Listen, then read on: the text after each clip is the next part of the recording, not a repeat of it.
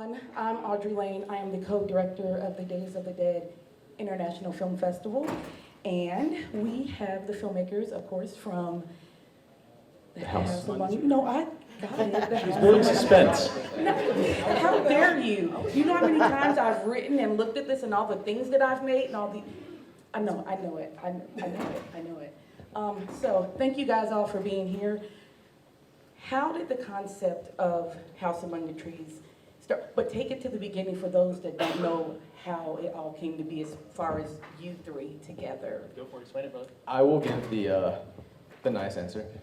We were all working on a different movie, and me being me, Tyler, Jake, and Wes, and we were very frustrated by the lack of, I guess, creative freedom we had on that, and we're just kind of annoyed by things, and we're ranting in a Dairy Queen in the town we were shooting in, and I was like, I'm fucking over this sucks. And Tyler was like, I'm over this sucks. And Jake and Wes were more positive about the situation, we were like, yeah, it's not so bad.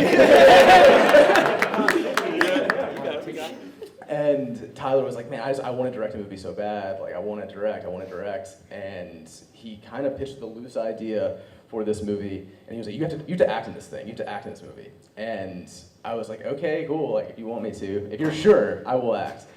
And like a month later, me, Tyler, and Jake kind of got on a phone call and talked about the kind of movie we wanted to make. And I was like, I really want to write this movie. Can you please let me write this movie? And they conceded and were like, sure, do whatever, just don't annoy us. And I was like, all right, cool. And then I just kind of went nuts and would send them drafts, so like, let me know if you think this sucks, or if there's like a direction that I'm going in that is too insane. And they were like, make it crazier. And it was good, but then. That was sort of the thing, and we just kind of went nuts, and I would send them drafts like every couple weeks, and yeah. Well, you're leaving out one key factor. That big house in the beginning, the house among the trees, the original script took place in that house. Pretty much and then we lost that location and had to rewrite the movie to fit. And that's where Larry Justice came in. He saved the day! For every filmmaker in the crowd, handshake deals don't matter if people don't honor the handshake. So get it in writing. Learn from our mistakes. Yeah. But Larry saved our asses, and we were able to, I think it was like 2 weeks before we shot principal photography. We actually met at Days of the Dead. Yeah, literally, we met here. That's what I was looking for. Yep. The connection. Yep. So I was handling for Derek Mears, and Tyler came up to talk to Derek, and then we started talking. And then a year and a half later, he calls me up and said, hey, you still want to do a film? Yep. That's exactly That's how the way it it happens. Yeah, and Larry came in super clutch last minute. I rewrote the screenplay like 2 weeks before we shot to change the location from the house among the trees to the trees. But yeah, I think the movie's so much better than it was going to be. Like it ended up being the movie that it was supposed to be all along. So I will say I'm glad that it moved from a one location film, because those are so hard to stay engaged in and to really make it believable that someone's getting killed in the house, like 8 people died and no one heard a damn thing. It's really, no matter how good some of the things are. Hi, Caitlin. Sorry I didn't see you sitting there, and I've been waiting to actually meet you in person finally after, like years. So I'm glad that things happened the way they did. So one of the things we talk about a lot on our panels are sourcing local talent and using your resources around your area, your region, your state, your city. How important was sourcing talent here for the production of this, especially since this was your first feature and you guys are all working together? I think there are like 3 people from this movie who don't live in Atlanta. Yeah, I think pretty much everybody. Like I'm from North Carolina, Elsie's in Alabama, Wes is in Kentucky. Where's Wes? Okay. And the other thing too is we kind of just wanted to cast our friends, because why the fuck would you want to make a movie with your friends? You know what I mean? That's kind of it. So. And Kira's from Ohio, so she graciously came down. Oh, okay, Kira. Another one of the good ones. Yeah.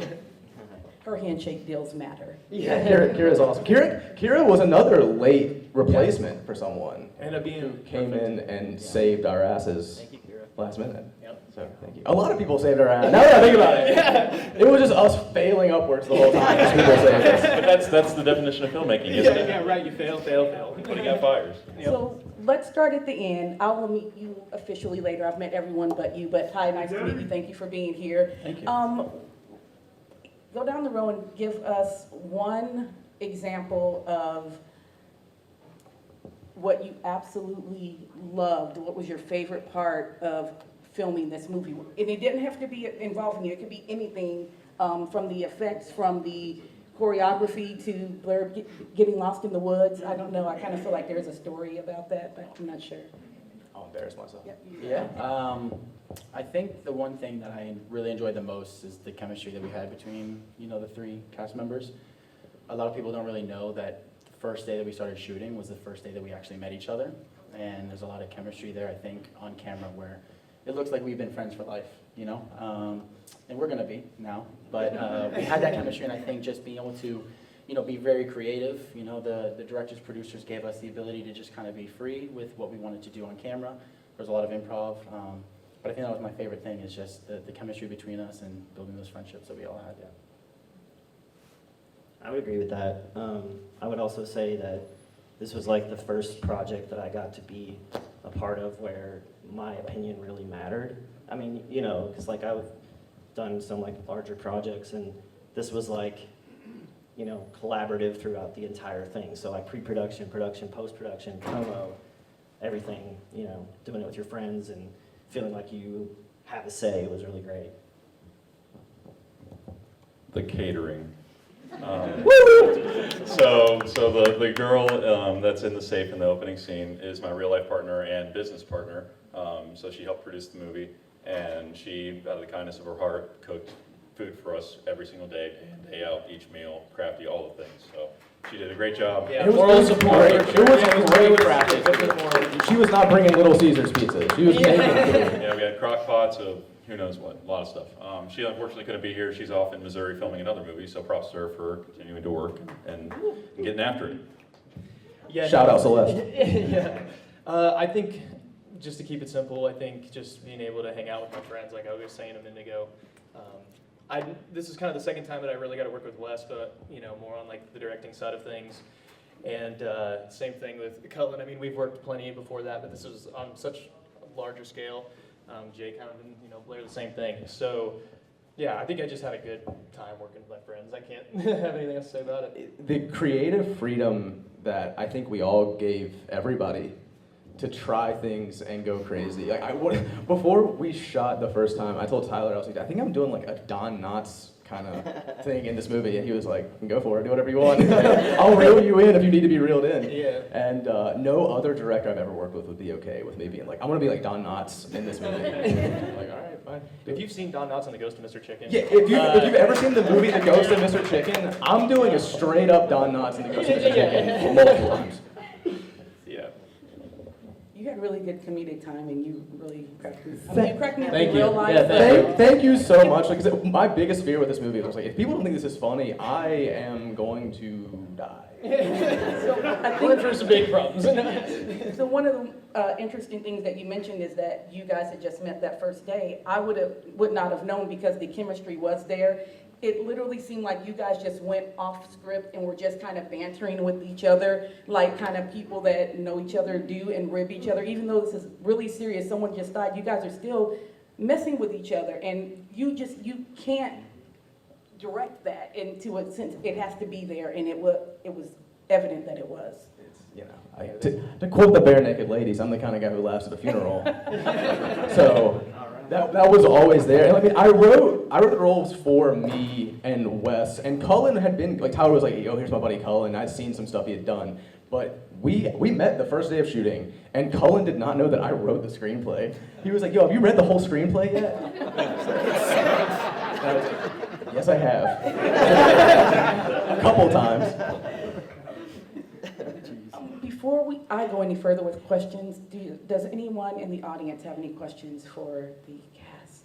Let's go for it. Oh yeah, Big JD, let's go. Is this thing on? Okay, so originally, it's not on. All right. This was a monster movie, correct? Oh yeah, tell us yeah. about that. Okay, all right. Thanks for spoiling it, James.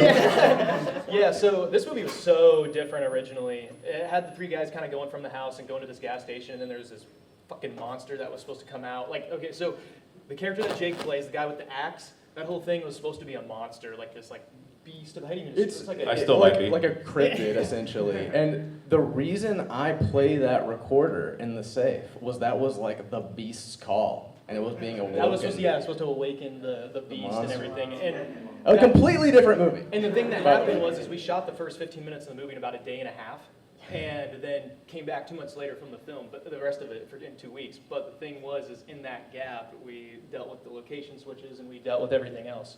So that's why, you know, there's still elements from that, but, you know, we were able to kind of redirect them. What really happened was our friend Cody, who's like an incredible special effects artist. Would that be Cody Simpson? That would be Cody Rook. But shout out Cody, no. Yeah. Corey I Simpson. swear there's a Cody Simpson connected to you guys. There are a lot of them. There's a lot of Corys. But we asked Cody, we were like, hey, at a brother rate, what would this cost? And he told us, we were like, that's the budget of the movie. And we were like, okay, no monster. And he was like, yeah, he's like, silicone is incredibly expensive right now. It's like a whole thing, so. Yeah, if we were going to do a monster, we don't want to cheap out on it. That's, yeah, it's like we were going to do like like the Francis Ford Coppola, Bram Stoker's Dracula level monster, and he was like, "That's very expensive, guys." We're I'm like, sorry." do that. Okay, I think I saw more hands. Oh, yeah. Carl? What up, Next, Pops? Carl. I have a question for the one with the glasses. That would be my son. Look at that. Pretty good job. I mean, I've enjoyed, this is my second time I've watched it. I've enjoyed it. I know nothing of the movies. I know I spent a lot of money sending Tyler to do the car. But it's, you did a great job. My question is, how many days, because I know your passion, I heard about this for 2 years now, but how many days did you actually spend, the actors? Actually shooting it? Yeah, how many days did it take you to produce this film? 14? It was 16. So 16? we did a day and a half in May, and then we did 2 weeks in November. But we had like a day and a half off during that. So like basically 14 days total. Yeah, and like I said, the first 15 minutes, so pretty much all the way up until Wes gets hit with the crowbar in the back of the head, we shot that in a day and a half. So. Including the car, including like, yeah. Oh yeah, all of it. Yep. Okay, Carl, you had a That was question? actually my question. Oh, Oh, okay. nice. How many days did it take? Hands Cool, down. cool. Not enough. Yeah. Never use like 5 or 6 more days, but you know. I see a hand back there. Yeah, I have a question for Cullen. So as an actor, I imagine there has to be like something that really attracts you to the project. So my question is like, what interests you the most about wanting to be a part of this? Yeah, that was a good question. I think the one thing that interests me the most about it is, you know, these 3 robbers, they're thieves, but they're also friends at the end of the day. And I think there's that dynamic of like us being assholes to each other, but at the end of the day, we love each other. So there's that depth of like friendship. And that's what sort of gravitated me towards the script initially, is being able to read that. I mean, obviously anything with Tyler, you know, is something that I'm always going to be down for. But I think as I continue to read throughout the script, even with all the changes that we've made, there was always that one key element of like that friendship. And I think that we tried our best to, you know, make sure that even though there's like really intense moments, that we still, you know, we're cussing at each other, calling each other fuckface, right? But like, we still have that love that we're, you know, we're in this together, you know what I mean? And I feel like, especially Matt in that one scene where he's, you know, talking to, you know, everyone saying like, well, what about Jack? You know, we can't leave him. It's like there's just little bits and pieces However, of that. Corey like, was friendship. okay with it. Yeah. Yeah. You Now. know what? Corey wanted to go the fuck home with his girlfriend, and I don't blame him. Corey was right. Yeah. Good question. I stand by Corey, by the way. Yeah. If cursing is not your thing, this might not be the movie for you. Clearly. Fuck off. Or the festival at all. Wait till you hear what our 112? best in show award is called. 120. 120 F words in this? Yeah. Not too bad. Hate to say we counted, but. Spectre. Yeah, dude, what's up? As someone who's traveled Georgia and seen some like small towns, it's kind of like creepily believable that there's a town out there like this. So I was wondering if you guys had some sort of inspiration, like from traveling through Georgia like that. You know? So I'll tell a quick story. So I'm from Western North Carolina, and I went to college in a town called Cullowhee, which is just a college town. Like there's nothing else there other than the college. And my real life friend Kent Browning, who that character is named after, he was always the DD at parties. And one thing you just kind of had to deal with Kent was he would get you home, but there would be like 47 stops before you got home. And one night he took us to like it was a house where like there was like an actual meth lab in the basement. It like blew up a couple of years later. But there was a shootout at this house while he was dropping some drunk girl off who was like asleep in the back seat. And that was like that experience kind of shaped like, this night will not fucking end. I want to go home so much. My answer is not so fucking weird like that. Mine simply comes from, there's actually a couple guys from the film here this weekend, but if anybody's seen the movie Detroit Rock City at all, the Kiss movie, yeah, it rules. If you haven't seen it, go watch it. This movie is heavily inspired by that. The way that movie has the four guys, or however many it is, and they all go their separate ways and find themselves coming back together at the end. That was a big inspiration for me. And Blair's. I just ripped off the story structure of Detroit Rock City. No one will ever know because they're like not thinking it's like Tell right now. Kiss movie. Until now, and that camera, and that one. Detroit Rock City rules is one of the most underrated movies of all time. Okay, another question. So, loved everything. Thank you. Incredible. What was the actual event that took place in the movie? What do you think it was? I mean, typical Georgia stuff. My man. Oh, and all that stuff that Blair was saying, that's really how he feels. I hate to admit it. I will say this. We put the disclaimer at the end that it's. There is a disclaimer at the end because I say fuck Georgia. I have a lot of friends in Atlanta. I love my friends Yeah, in the whole Atlanta. cast and crew, buddy. We all love Georgia. Try Yeah, we love it. We love it. Right, Greg? navigating this fucking city. It's horrible. So I was like, okay, we can shoot in Atlanta and I won't complain, but I get to write a monologue about how I feel about And I this bet you place. complained the whole time. And this was like a trimmed down I would've version. too. Like Tyler drove, so that prevented me from having to drive. Yeah, I was gonna throw that in But there was like, I went off for like a minute and a half on there's a lot more that was cut out for pacing. Maybe purposes. director's Not cut, for we'll get pacing. the whole Not for thing. pacing. I figured it might be in our best interest. I went real hard on Noel.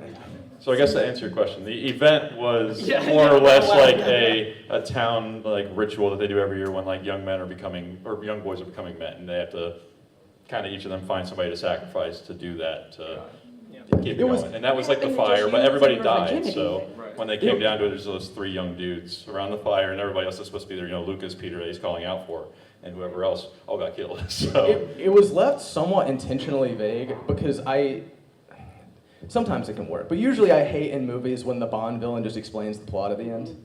Space Ghost you. And so so you kind of have to get bits and pieces from what they're saying, like special night, like when JD's line. That was by the way, that line was added like a month ago. Yeah, we were like, we need something here to get JD's got special weird. You ruined my special night. What the fuck? What's so special? I was like sitting there getting the ADR from him, and he's like, dude, are you sure? It seemed like he was like, dude, this might not know if this is gonna work. And I was like, I don't know if it's gonna fucking work. with the way the comedic tone of the movie ended up coming through, which you guys all proved to us that was funny, it fits. Like I cannot express how grateful I am that people found this movie funny because I was terrified like a month ago that no one was gonna laugh, and that would have been sad. We did. Okay, I hate to abruptly cut this short, but we That's have all right. to get to the award ceremony. So, without further ado, we're gonna go right across the hall. Hopefully you all are coming with us, and we're gonna get started and have some fun. And For everybody that came and took their time out of their day to be here, thank you so much. Seriously, Yeah, that was the I mean best. that so much. There are people that flew in here. There's someone from Australia, I believe that's here. There's somebody from Nebraska, Kansas. There's people from all over. That's amazing. Thank you so much. Thank you guys so much.